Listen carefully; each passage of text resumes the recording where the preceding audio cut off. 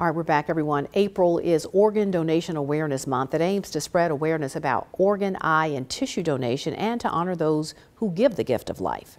Grace Brister sat down with a Pickens County woman with a personal experience with organ donation. And Grace joins us now in the studio with more. Grace.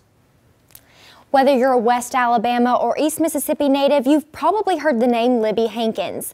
Libby lived 23 years with cystic fibrosis. While she's no longer with us, her legacy is living on by helping others in ways that meant the world to Libby. For her entire life, Libby-Hankins lived with cystic fibrosis, a pulmonary disease that takes a toll on the lungs and digestive system. When we first found out, we had some decisions to make about how she was going to live her life. I knew that whatever time we had, we wanted her to live a normal life. We wanted her to have friends. We wanted her to go to school. We wanted her to have life goals. Her mother, Susan-Estes, says at the time of her diagnosis, Libby's life expectancy was 30 years. When Libby was 12, she started culturing a bacteria called Burkholderia cepacia. Burkholderia cepacia cuts your lifespan in half. So if her lifespan at that time was 30, we were down to 15. Libby's life was full of doctor's appointments and a routine at home. A handful of pills in the morning, a handful of pills at night. She did 4 breathing treatments in the morning. Despite the obstacles she faced, she wanted to live a normal life. She was a cheerleader in high school. She was homecoming queen at Gordo High School. She had the best group of people around her that allowed her to just be Libby, not the girl with cystic fibrosis. When it was time for college, she moved away to prove to herself and her family that she was capable.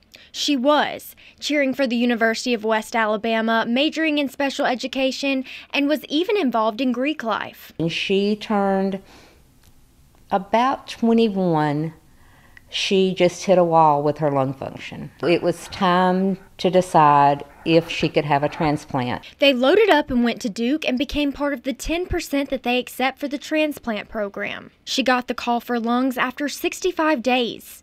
Emotionally, this was tough for Libby. She said, somebody had to leave in order for me to be here. She said, but I've got to do something because I'm not just living for me. Our lives have forever been changed because somebody made a selfless decision at the hardest time in their life. After 11 months, things started to turn south. I came home one afternoon and just said, Mother, I feel funny. My legs feel funny. By the time we got to Duke, she could not walk.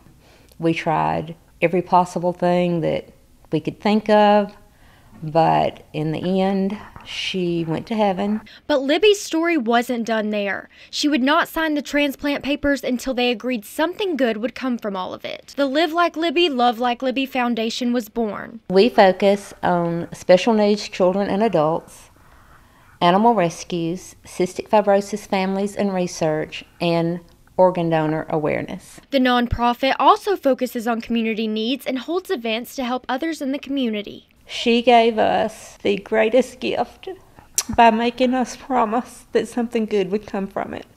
I believe she knew that I would just lay down in the bed and never get back up. I know that we're doing what she wanted us to do, and that is to continue her legacy, and it's an absolute honor and it's an absolute privilege for us to be able to do that.